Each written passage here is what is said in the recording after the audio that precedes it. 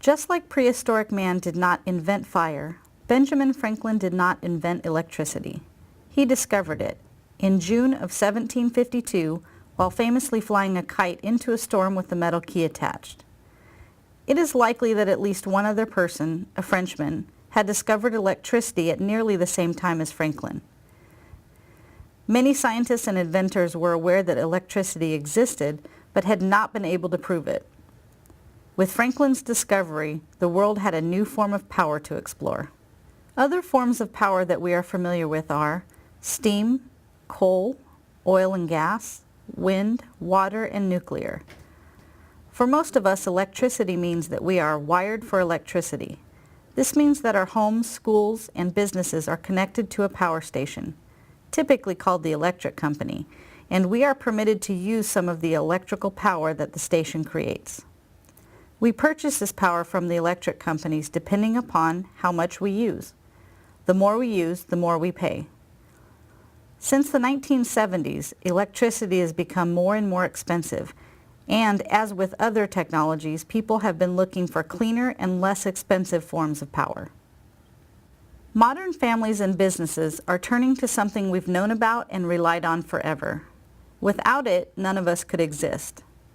It is our nearest star, known simply as the sun. In the 1950s, solar cells, now known as PV or photovoltaic, were developed for use on space satellites. You may have a solar cell on you now or at home. Solar cells have been used for years to power calculators, flashlights, street lights, and spacecraft. Solar cells are made of a type of melted sand called silicon and are now being used to power homes, schools, and businesses. Most electricity is produced by burning fossil fuels like coal, oil, and natural gas. By burning fossil fuels, we are releasing carbon dioxide into our environment, which causes greenhouse gases. To protect our environment, we must reduce the amount of carbon dioxide each of us uses. By placing solar panels on your school, home, or business, you will reduce the burning of fossil fuels and help to protect our planet.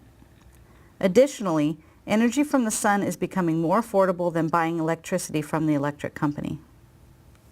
How solar works is really quite simple. The energy from the sun, solar energy, hits the solar panels. The solar panels convert the sun's energy into DC electrical current. The DC current is sent to the inverter, which converts the DC to AC. This AC power can now supply power to our home. Excess electricity is distributed from your home to the utility's power grid, causing the meter to actually spin backwards.